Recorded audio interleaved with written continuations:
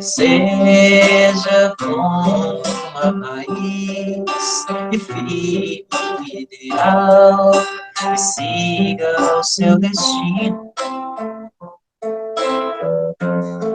Ame a quem puder amar, dê a mão a quem chamar. Tire a pedra de você e veja o sol nascer. Pare e faça uma canção, abra o coração, que ele ajudará. Veja como é linda a flor, sinta o cheiro do amor. Seja irmão do seu irmão, Cristo é o nosso pão. Ser do mais fundo ser, o desejo do mais débil ser, ter a paz que filhos ter, o mais puro e inocente ser. Ter alguém que pinte o sol e que acorde as manhãs. Ver o artista que criou e amar como ele.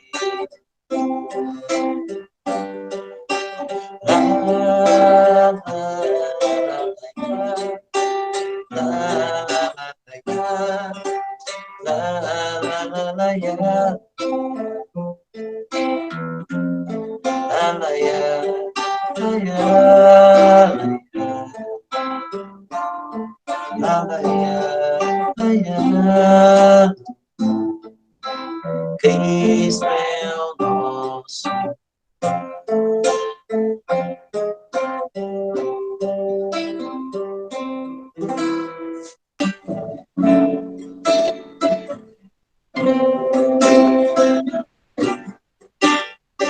Sem saber que só vai olhar sobre mim. Olhe, olhe, olhe pro céu, já é tempo de cair no véu, de sair andando e espalhando a paz, a paz, a paz, a paz, a paz, a paz.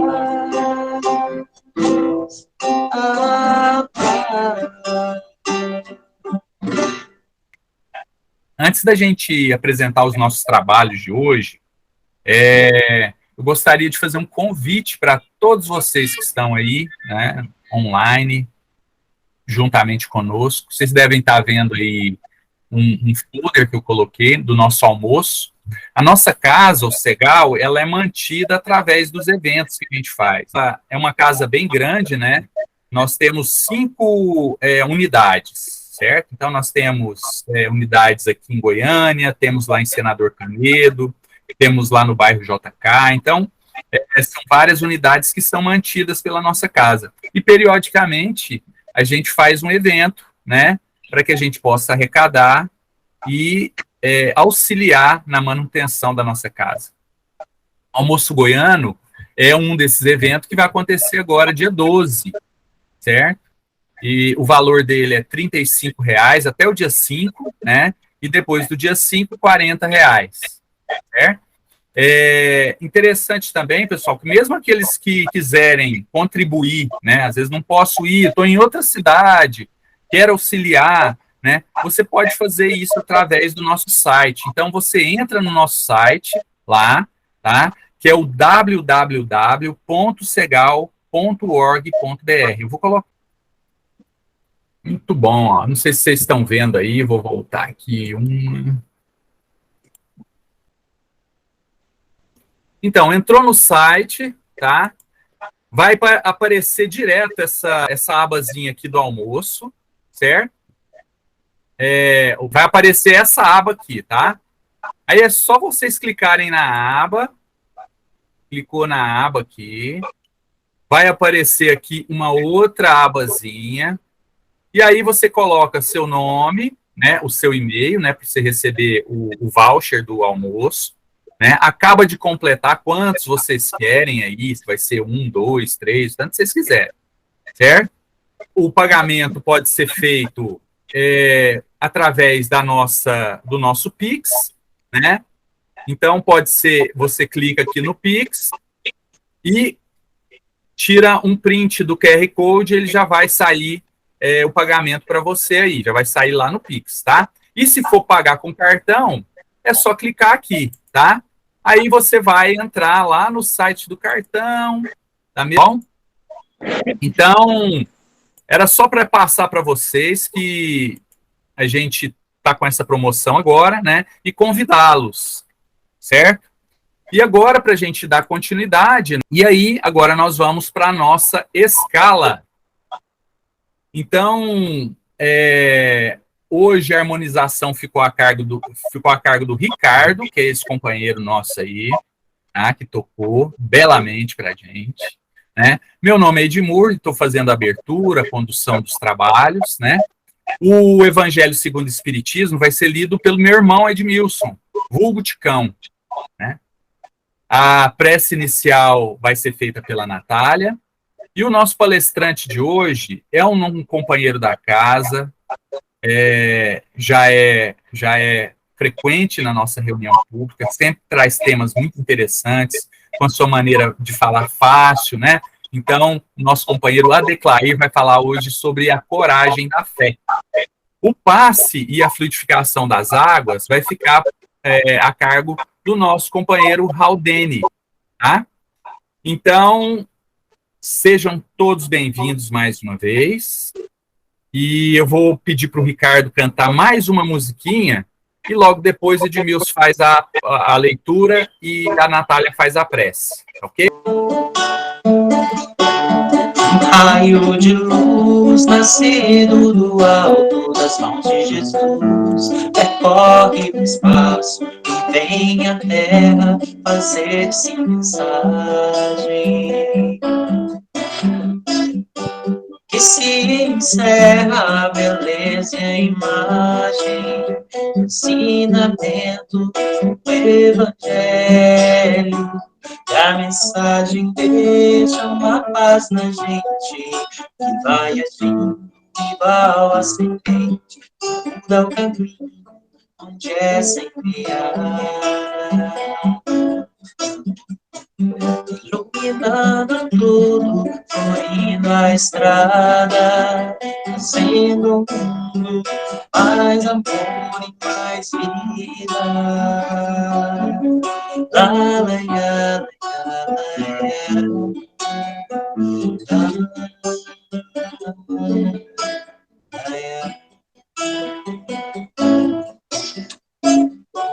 e a mensagem deixa uma paz na gente, que vai agindo igual a semente, muda o caminho onde é semeada.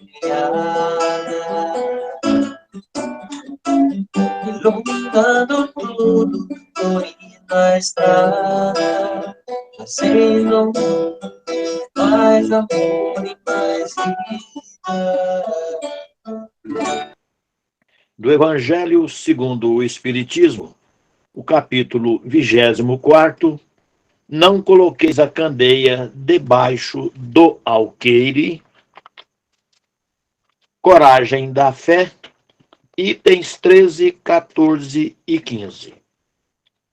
Todo aquele, pois, que me confessar diante dos homens, eu o confessarei também diante de meu Pai que está no céu. E todo aquele que me renegar diante dos homens, eu o renegarei também diante de meu Pai que está nos céus. São Mateus, capítulo 10, versículo 32 e 33. Porque qualquer que se envergonhar de mim e de minhas palavras, o Filho do homem dele se envergonhará também quando vier em sua glória e na de seu Pai e dos santos anjos. São Lucas, capítulo 9, versículo 26. A coragem da opinião foi sempre estimada entre os homens, pois há mérito em desafiar os perigos, as perseguições, as contradições e mesmo o simples sarcasmo, aos quais sempre se expõe aquele que não teme confessar abertamente ideias que não são aceitas por todos. Aqui, como em tudo, o mérito está na razão da circunstância e dos resultados advindos. Há sempre fraqueza em recuar diante das consequências da sustentação das opiniões e em renegá-las. Mas há casos em que isso equivale a uma covardia tão grande quanto a de fugir no momento do combate. Jesus assinala essa covardia do ponto de vista especial de sua doutrina, ao dizer que se alguém se envergonhar de suas palavras, também ele se envergonhará desse indivíduo, que renegará aquele que o tiver renegado, que aquele que o confessar diante dos homens o reconhecerá diante de seu Pai que está no céu. Em outras palavras, aqueles que tiverem medo de se confessarem discípulos da verdade não são dignos de serem admitidos no reino da verdade. Eles perderão, assim, o benefício da sua fé, porque é uma fé egoísta que eles guardam para si mesmo, escondendo-a com medo dos prejuízos que ela possa lhe causar nesse mundo. Enquanto que os que colocam a verdade acima de seus interesses materiais, proclamando-a abertamente, trabalham ao mesmo tempo pelo seu próprio futuro e dos outros. E que assim seja, irmãos. Então vamos sentar confortavelmente, fechar os olhos, elevar nossos pensamentos, sentimentos, nossos corações até o Mestre Jesus. E então vamos imaginar a sua figura radiante, o seu olhar meigo a nos envolver com seu amor e a sua luz. Ó Senhor Jesus, queremos agradecê-lo por todas as misericórdias recebidas no dia de hoje, pela nossa vida, pela nossa família, pela saúde, pela nossa casinha Segal, e por todas as oportunidades que estamos recebendo aqui. O amparo do alto, que nos fortalece e nos ajuda a nos tornar melhores a cada dia. A nossa caminhada evolutiva. E queremos também pedir pelo palestrante de hoje, que o Senhor o abençoe. Muito obrigada, Senhor, e continue sempre junto de nós, hoje, agora e sempre. E assim seja. Grande alegria estar aqui participando da reunião com vocês. E hoje a nossa conversa é uma conversa muito interessante. Eu vou começar a compartilhar aqui. Nosso diálogo hoje vai ser sobre a coragem da fé. E fazendo a reflexão, enquanto eu me preparava, né, para estar aqui com vocês, para a gente estar junto, eu fiquei me perguntando o quanto essa passagem do Evangelho segundo o Espiritismo ela está ligada diretamente à base do cristianismo, ao surgimento dele. E nós vamos entender o porquê que eu estou falando isso. Quando nós temos nesse primeiro trecho, né, que ele fala assim, que quem confessar, ou seja, quem assumir que simpatiza com ele, ele defenderá essa alma depois, quando ela necessitar. Né? Vamos traduzir em miúdo assim, olha, se você bater o pé e falar assim, não, estou com Jesus e não abro, eu também estarei com você e não vou abrir de forma nenhuma. Né? Mas, se você ficar com vergonha de dizer que é meu amigo, eu também vou me envergonhar, eu também vou dizer que não te conheço. E Jesus, por que eu usei essa palavra amigo? Porque Jesus, ele sempre tratou os apóstolos como amigos. Ele tratava os apóstolos como amigos mesmo, como irmãos.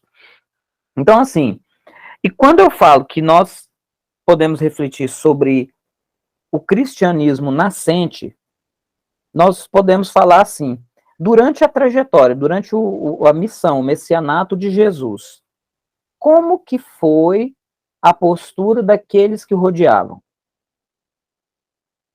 Como que foi a postura dos apóstolos? Como que foi a postura de vários dos seus simpatizantes? De Pedro, que era apóstolo, de Paulo, que não era apóstolo, veio posterior a Jesus, né? Mas que era muito contemporâneo ali. Como que era a postura de Maria, sua mãe, de João, de Maria de Magdala, né? Maria de Madalena, que a gente fala. Como que foi a postura desses avatares, né? Dessas almas que estavam entrelaçados os destinos com o destino de Jesus. Então, quando a gente para nessa reflexão, se a gente for olhar nesse cristianismo nascente, nós temos um entendimento. Só que assim, gente, Jesus, a gente até fala, principalmente no capítulo 23, né, que é o anterior a esse que nós estamos trabalhando, da estranha moral, que eram coisas que Jesus disse, que ou foram se perdendo pelas traduções dos idiomas, ou que foram mal interpretadas. Por quê? Né? O que ele quis dizer quando ele falou assim, que se a gente não fosse leal a ele, ele também não seria leal a nós? Porque durante a leitura eu fiquei me perguntando, falei assim, olha, mas e como que fica a situação de Pedro? Como que fica a situação de todos nós, que ainda às vezes temos receio de assumir a nossa postura? Será que Jesus vai nos negar? E aí a gente lembra de uma coisa, que é o seguinte, Jesus, ele veio numa época em que a população era muito primitiva, mais do que é hoje. E ele precisava de usar, às vezes, um aspecto mais severo, mais firme da palavra, porque Moisés foi muito mais firme, muito mais severo. E Jesus também não poderia deixar de ser. Então, quando ele fala nesse tom mais severo, será que ele estava querendo dizer que realmente ia nos negar? Ou será que ele estava trazendo uma mensagem mais subjetiva? Ok? Então, ele fala o seguinte, que admire-se aqueles que têm coragem de defender abertamente suas ideias e seus pontos de vista. Né? Pois bem, hoje em dia, com que frequência nós somos leais à nossa posição? Com que frequência nós somos firmes nas nossas posições? Porque, assim, vamos falar de um dos personagens que são mais emblemáticos dentro do cristianismo nascente, que é Saulo de Tarso, que atualmente nós conhecemos, dentro da doutrina cristã, como Paulo de Tarso, o apóstolo dos gentios. Vamos fazer uma reflexão dentro dessa parábola sobre esse personagem. Bom, quem foi Saulo? Saulo era um doutor da lei, né? Ele era um dos sacerdotes do Sinédrio, um estudioso. É como se fosse quase um juiz misturado, porque na época era misturada a religião com a justiça, né? Então é como se ele fosse um juiz ali dentro com uma realidade religiosa, com conhecimento dos ensinamentos, né? Aí o que acontece? Quando nós temos no livro Paulo e Estevão a história de Paulo, nós vemos que ele era um homem de 30 anos, muito vaidoso, muito bonito, muito inteligente, com amplo conhecimento sobre as escrituras, que seguia a lei mosaica, né? Porque nós temos que lembrar que a lei que existia naquela época era a lei mosaica, então não tinha o cristianismo como nós conhecemos hoje, então eram os mandamentos de Moisés, o Antigo Testamento. E ele defendia isso com profunda veemência. Ele era um profundo conhecedor do Antigo Testamento, da lei mosaica. E ele era extremamente leal a isso.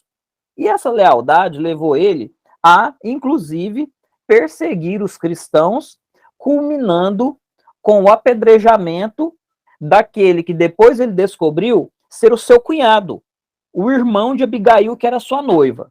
E aí, como se não bastasse essa infeliz coincidência, porque Abigail e Gesiel, que eram os nomes judeus dele, que depois ele muda para Estevão, que é um nome grego, para não ser perseguido, porque um grego deixou ele fugir da justiça grega e falou para ele, muda de nome, porque senão você vai me complicar. Aí assim, então, eles foram expoliados por um juiz, que era como se fosse um censor, um governador ali daquela região que eles moravam, de todos os seus bens. Foi colocado assim, eles tinham uma chácara e tudo, e aí onde eles viviam, e aí houve um incidente lá do incêndio, umas coisas lá, um conflito, e aquele juiz expulsou eles de lá. Então eles ficaram totalmente abandonados materialmente.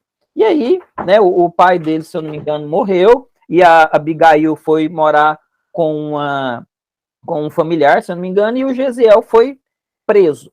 E depois ele foi designado para ser vendido como escravo. E aí, durante o período que ele estava sendo vendido como escravo, ele já era uma pessoa muito espiritualizada e ele acabou curando esse grego que o liberta, assim, já na costa, chegando no continente para onde ele iria. Pois bem, né, ele era um cara já muito diferente. E o Paulo, quando o Gesiel chegou lá na casa do caminho, né, que ele desembarcou em Jerusalém, vamos colocar ali, eu não sei o nome da cidade certinho, que ele chega ali, ele toma conhecimento dos apóstolos e passa a integrar aquela comunidade e fazer pregações lindíssimas, né, porque é um espírito muito evoluído. Pois bem, e ele começa a fazer muito sucesso, fazer algumas curas, começa a ficar famoso na região. E aí, Paulo, que na época ainda era Saulo, vai até a casa do caminho para ver qual que é a situação, porque foram chegando denúncias no Sinédrio de que tinha um subversor que estava contradizendo os ensinamentos, um mago, um feiticeiro que curava, que fazia tudo, né? Aí ele vai lá e vê como que é a situação. Quando ele vê o poder de persuasão que o Gesiel, já sendo chamado de Estevão, após a sua libertação provisória do cárcere, né? Ele já fala para eles, ó, pode mandar recolher esse moço aí que ele precisa passar por um interrogatório. A gente vai interrogar e ver como que é a situação dele. E aí ele passa por um processo dentro do Sinédrio que termina sendo condenado à morte por lapidação, ou seja, por apedrejamento. E aí o Paulo, no ápice da sua vaidade, desejando demonstrar para sua noiva o seu poder e o seu prestígio dentro do Sinédrio, chama ela para assistir a execução da sentença. Ele chamou a noiva dele para assistir o apedrejamento daquele cristão amaldiçoado, como eles diziam na época, né? Ela fala assim que não quer ver aquilo não, porque ela é muito sensível. Então ele falou assim, poxa, mas eu queria tanto que você fosse lá para você ver, né, o meu prestígio dentro do Sinédrio. Ela fala, não, então vou fazer o seguinte, eu posso chegar no finzinho, já depois que o rapaz já estiver morto? Aí ele fala para ela, não, tudo bem, basta você chegar no fim da cerimônia. Pois bem, gente, quando ele chega lá, né, quando ela chega, a Abigail chega lá, que ela vê o rapaz todo machucado, já nas últimas, ela só dá um grito e fala assim, Gesiel, ele é meu irmão. Olha para Paulo e fala, é meu irmão, é meu irmão. Aí o Paulo já pensa, nossa, não é possível que eu fiz isso, gente. E aí ele já dá um jeito de tirar o prisioneiro ainda com vida, né, da sala de execução, e vai para lá, chama Abigail e vai para a sala secreta, digamos assim, para conversar e ver o que estava acontecendo. E aí ela fala Gesiel e fala, não, mas esse não é Gesiel, esse é Estevão. E aí eles vão esclarecer da forma como foi possível esse mal entendido. Pois bem, e aí o Gesiel, já nos seus últimos minutos de vida, chama Abigail, né, e fala para ela, Abigail, por favor, não guarde mágoa deste homem, não guarde mágoa do Saulo. Ela fala, mas como não? Ele é o responsável por sua morte. Aí ele fala assim, mas não guarde ele, né? Jesus acredita muito nele, né? Ela fala assim, mas como? Hoje ele defende, ele é um fariseu. E aí o Gesiel, o Estevão, fala para ela, fala assim, olha, um dia ele irá defender a Jesus com a mesma paixão e lealdade com que hoje ele defende Moisés. Ele defende Moisés porque ele ainda não conhece o Cristo. Pois bem, aí segue a história, realmente ele desencarna, né? A Abigail termina desencarnando de tristeza depois, e aí que o Paulo se desequilibra mesmo e começa a caçar os cristãos. Pois bem, então, qual que é a personagem? Aí o Paulo, quando ele vai para caçar o cristão que foi responsável pela conversão da Abigail para cristã, o senhor Ananias, ele tá já indo com ordem de execução para capturar o Ananias, que era um dos cristãos mais idosos, né, aqueles anciões e tudo. Quando ele, às portas de Damasco, tem um episódio que ele vê Jesus, né, e é quando ele faz a sua conversão, né, que a gente fala que ele caiu, na verdade, do camelo, não é do cavalo, não tinha cavalo, era camelo, né, então a queda foi mais alta e ficou cego. E aí o próprio Ananias vai curá-lo depois, e a partir daí, a única coisa que ele consegue dizer, quando ele contempla Jesus com a sua visão mais espiritual do que física, pelo que eu entendi da história, né? Ele só fala assim: Senhor, perdão, agora eu creio, eu sou cristão. E aí ele fala: que queres que eu faça? Ele só fala isso: perdão, Senhor, agora eu creio, o que queres que eu faça? E aí ele se torna o maior divulgador da doutrina nascente do cristianismo. Paulo, nós temos o cristianismo no mundo tal qual nós conhecemos agora por causa de Paulo. Porque os apóstolos fizeram o trabalho de base, mas Paulo foi o principal divulgador da doutrina cristã no mundo inteiro. Ele dedicou a sua vida a isso. Então, com isso, o que a gente pega desse primeiro slide? Que não importa os nossos erros, não importa os nossos equívocos. O próprio Estevão, Gesiel, disse para sua noiva: um dia ele defenderá Jesus com a mesma lealdade que ele defende Moisés. E assim foi. Ele dedicou a sua existência até a morte, já idoso, a divulgar a causa do cristianismo. Ele foi açoitado, apedrejado várias vezes, preso, perseguido, e no final da sua vida eles cortaram a cabeça dele, foi decapitado. Então, assim, a gente tem que ele tinha uma postura leal à sua causa, e quando ele percebeu que ele estava equivocado, ele mudou radicalmente a sua postura. Mas a sua lealdade e a sua firmeza permaneceu a mesma. E foi o que garantiu a nós hoje ter o conhecimento da doutrina cristã como nós temos. Pois bem, então esse é um personagem. E agora eu quero falar sobre o Edmur, só fala para mim até que hora que eu vou, que eu estou acompanhando aqui, e aí eu não olhei o horário que começou direitinho. Depois vocês podem entrar aí, me interromper e falar. Declair, mais 30 minutos. Ah, 15 minutos. 15 minutos. Ah, não, eu queria que fosse 30, hoje eu fiquei até feliz. Oba! Mas vamos lá. Vamos falar sobre outro personagem. Pedro. Gente, como que foi a postura de Pedro durante o martírio de Jesus? Vamos falar dele. Por quê? Ele queria ser o melhor apóstolo. Os apóstolos haviam uma disputa. Quando a gente lê o Boa Nova, a gente percebe que eles tinham uma disputa. Eles queriam ver quem que era o melhor apóstolo, aquele que mais servia Jesus, aquele mais leal. E Pedro batia no peito e falava assim que ele era o mais leal a Jesus. Muitos percebiam e falavam assim, não, Pedro é o apóstolo favorito. Tanto que Jesus chamava Pedro de Cefas, C-E-P-H-A-S, que quer dizer rocha, pedra. Ele falava: Pedro, você é a rocha angular sobre a qual será fundada a minha igreja. A primeira igreja que nasceu dentro do lar de Pedro. E mais, Jesus, quando foi perseguido, foi morar, ele e Maria foram morar com Pedro. Você imagina Jesus morando de favor na casa de Pedro, gente? Que coisa mais linda. Você ter a alegria, o júbilo, a honra de hospedar no seu lar o Filho de Deus. Jesus bater na nossa porta e falar assim: ô meu filho, eu estou sendo perseguido, eu posso ficar aqui com você? E você abrir as portas da sua casa para Jesus falar assim: pode morar comigo.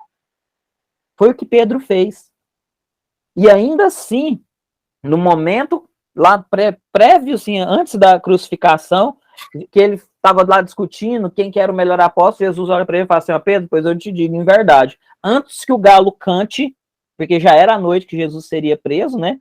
Antes que o galo cante, você me negará 3 vezes. Aí ele olha: eu? De jeito nenhum, mestre, jamais eu farei isso. E aí o que acontece? ele é questionado durante o processo da prisão lá, quando Jesus começa a ser julgado, né? As pessoas o reconhecem como um dos apóstolos, que estava sempre com Jesus, e várias pessoas apontam, esse aqui é um amigo dele, ó, esse aqui vivia andando com Jesus, ó, esse aí andava junto com esse que está aí, ó. E aí o centurião, as pessoas perguntam e ele nega por 3 vezes a Jesus. Quando ele nega a terceira vez que ele olha para Jesus, Jesus está olhando para ele. Como quem diz, eu te disse que você me negaria 3 vezes antes que o galo cantasse. Logo em seguida o galo canta. Então, assim, aí a gente vê o tamanho do equívoco, o quanto Pedro feriu esse princípio aqui, ó. Ele se envergonhou de Jesus. Ele negou Jesus. E como que foi a postura dele? Qual foi a importância desse erro que Pedro cometeu? No livro, acho que até no próprio Paulo Estevão fala isso, dá para perceber essa coisa, que havia um conflito muito grande entre Paulo, que não era oficialmente um apóstolo, e Tiago.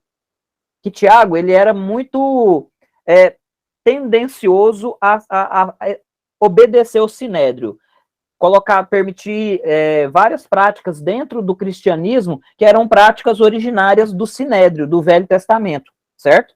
E aí havia muito conflito entre o Tiago e o Paulo. E aí, uma vez, eles estão alto na briga mesmo, e aí Paulo fala para Pedro, fala assim, você tem que tomar uma posição, você tem que resolver essa confusão aqui, porque estavam falando sobre a circuncisão, né? Se seria obrigado os homens que seguiam os homens cristãos fazer a circuncisão ou não, porque Jesus não achava, não tinha ponderado sobre isso, não falava que tinha que obedecer isso.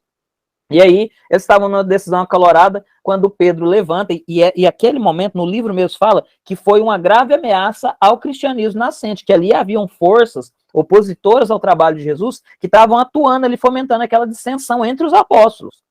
E aí, Pedro levanta calmamente e diz para as pessoas mais ou menos assim, olha, não é segredo para ninguém que eu não sirvo para ser modelo e juiz de causa nenhuma, porque eu fui aquele que negou Jesus no momento do seu martírio.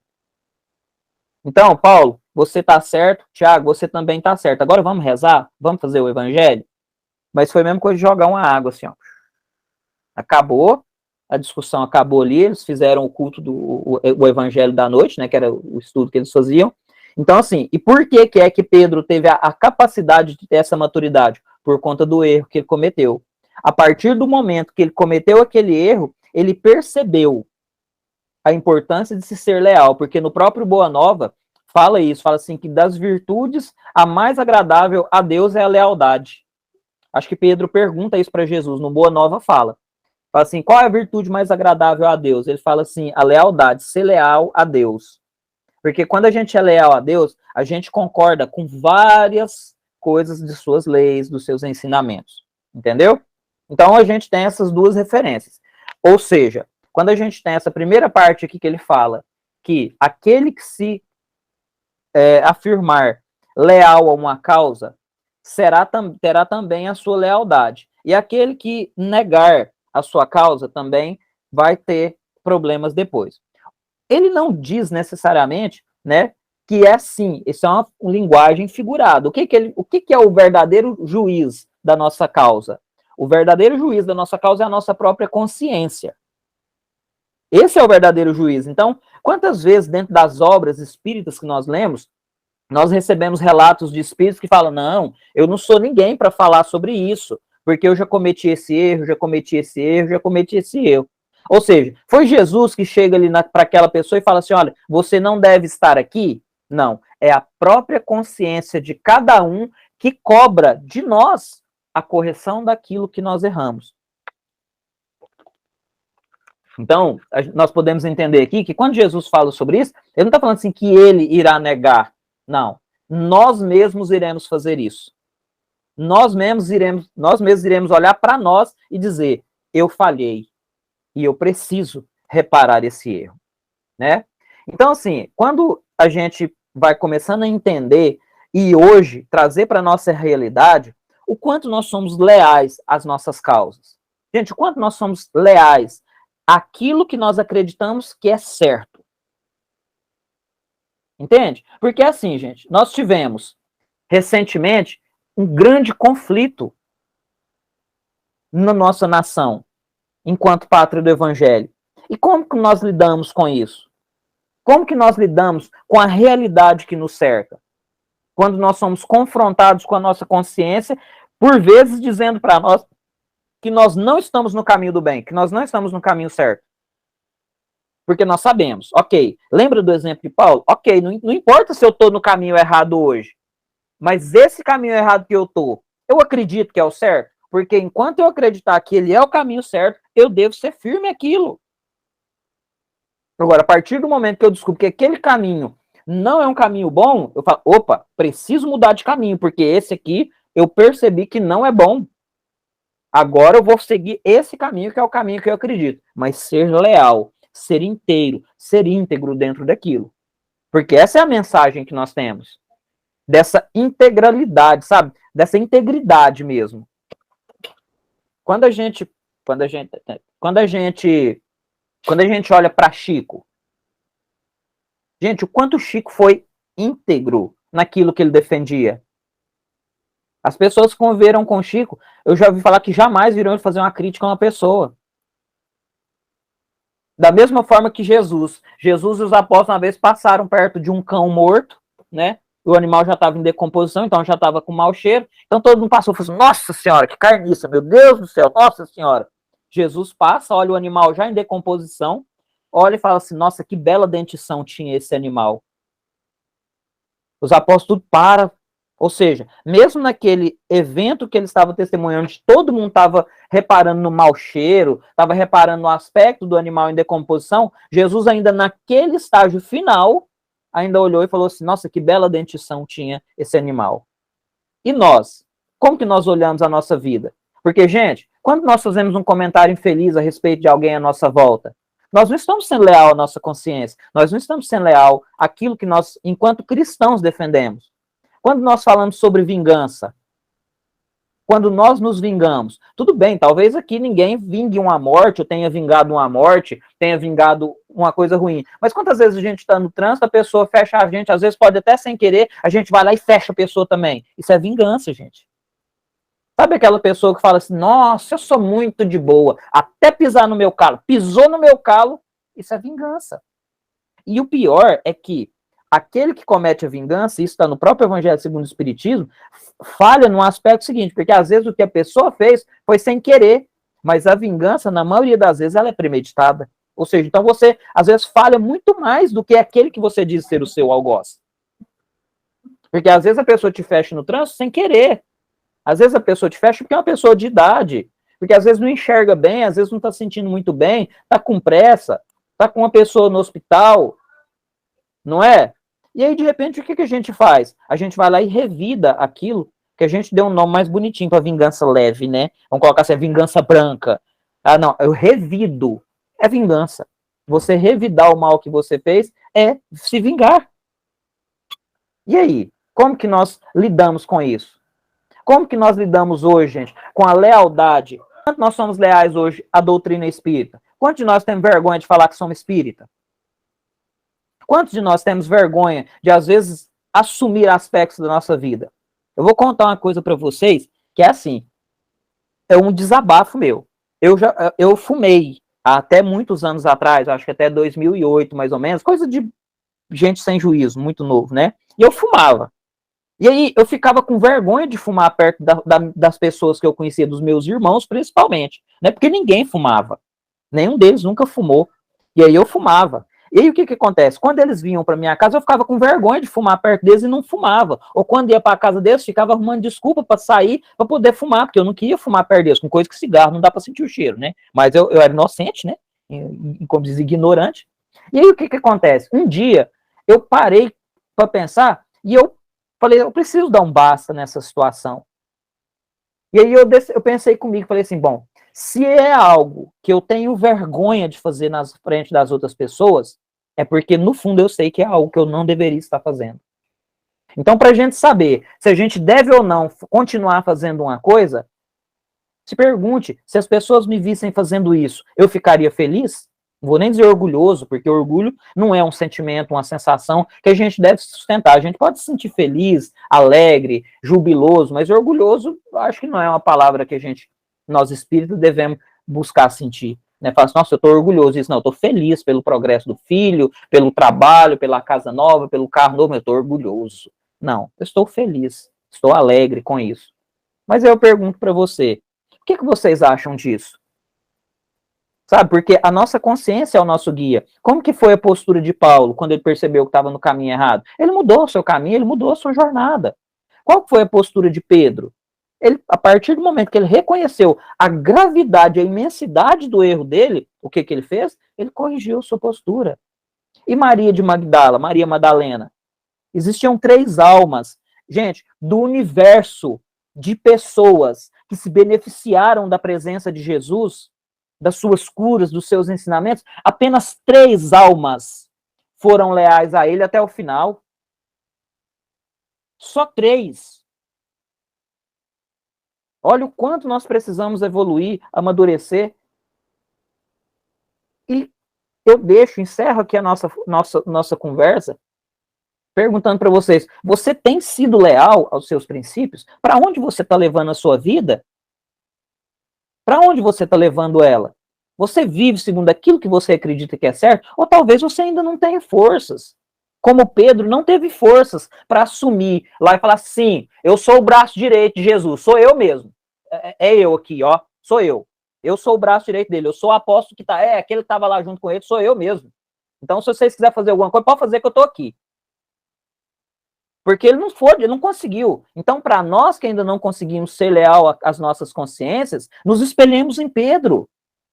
Nos espelhemos em Paulo, para um dia chegarmos a sermos como Madalena, aqueles que eles atribuem que era prostituta, cortesã, mas que foi leal a Jesus até o final. Ela foi lá, ela não teve vergonha nenhuma de ir lá. Nenhum outro personagem muito emblemático, que eu queria lembrar, a tia Rosa tá aí, tia Rosa, só lembrar, só me fala. É um cara que Jesus, ele só ia ver Jesus de madrugada. Pedro ficava muito bravo com ele, porque ele só via Jesus de madrugada, porque ele não queria que os outros vissem ele lá. Não é Ananias é o do coisa. Eu esqueci o nome dele, ele é um personagem bem interessante, acho que no Boa Nova fala dele.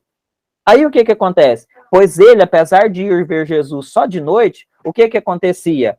Ele foi a única pessoa que teve coragem de ir até Pilatos e pedir que Pilatos permitisse que Jesus fosse tirado da cruz e sepultado. Ele foi o responsável por ir lá no gabinete do Pilatos e pegar esse documento. Porque aí Jesus pôde ser tirado. Não foi o senador Públio? Não foi o Públio Lentulus, não. É um outro rapaz. Eu queria lembrar o nome dele, gente. Depois eu juro para vocês que na próxima eu tento. É porque ele é um personagem muito... José de Arimateia. Obrigado, gente. Adriano, ó, se você estivesse na reunião presencial, ia ganhar até um livro. É isso mesmo, José de Arimateia. Aí ele vai até Pilatos e pede Pilatos que libere uma exceção, porque nenhum crucificado era tirado da cruz. Eles ficavam lá até os urubu comer. E Jesus foi o único que foi tirado. Ele pede para Pôncio, fala assim, Pilatos, deixa eu tirar ele de lá. Você sabe, porque o próprio Pilatos falou assim, eu sei que esse homem é inocente, mas a multidão não permitiu que ele não crucificasse Jesus. Ele falou, por mim, esse homem é inocente, mas se vocês querem crucificar ele, eu lavo minhas mãos. Então, aí Arimateia fala para ele, você sabe que ele não fez nada, que ele é inocente. Aí o Pilatos fala para ele, tanto faz, já mataram o homem mesmo, para mim, se vocês quiserem sepultar ele, pode sepultar. E dá o documento, um papel, né, o pergaminho, para que o José de Arimateia, Maria Madalena e os que foram leais até o final fossem lá e os centuriões permitissem que o corpo de Jesus fosse tirado da cruz. Então, olha para você ver, ele pôde até não assumir no começo que era leal a Jesus, que era seguidor de Jesus, mas no final ele foi só para o governador da Judéia pedir para poder sepultar o Cristo. Olha para você ver, por isso que eu falo para vocês, gente, não tenham medo, não tenham vergonha de assumir as posturas que vocês acreditam serem certas. Não tenham vergonha de testemunhar isso para os seus filhos, para as pessoas que estão à sua volta. Não tenha medo de fazer da sua vida um exemplo para aqueles que te observam. Façamos como esses grandes exemplos que a vida nos trouxe de forma tão generosa para nos inspirar. Sigamos o exemplo de Chico, que falava assim que não dá para a gente voltar atrás e começar de novo. Mas dá para a gente começar agora a fazer um fim que seja compatível com aquilo que a gente acredita. Excelente palestra aí, Declair.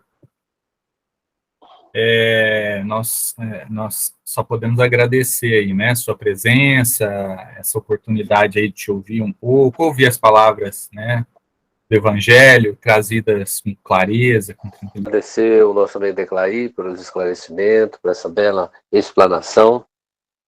E vamos sentar todos numa posição confortável, com um sentimento de gratidão ao nosso Pai, ao nosso Mestre Jesus, por estarmos participando deste momento virtual.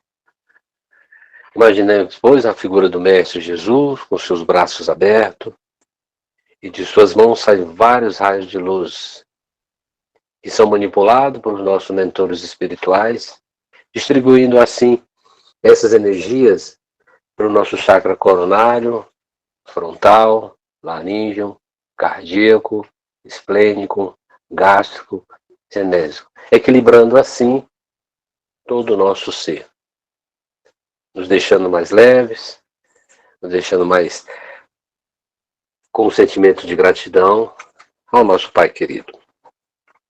E ainda pedimos aos nossos mentores espirituais que coloquem em nossas águas os fluidos astrais, magnéticos, vitais, espirituais que precisamos para curar as nossas enfermidades do corpo e da alma, para que possamos viver em harmonia com todos os nossos irmãos. Gratos, meus irmãos, por este momento, oremos ao Pai. Dai-me, Senhor, a tua mão, dai-me tua luz, e que a tristeza nunca tome posse do meu coração. Eu saiba sempre, diante de todas as dificuldades da vida, conservar a alegria. Que os meus desejos estejam sempre diante de ti e que tua luz penetre a minha mente, iluminando-a pelos teus caminhos.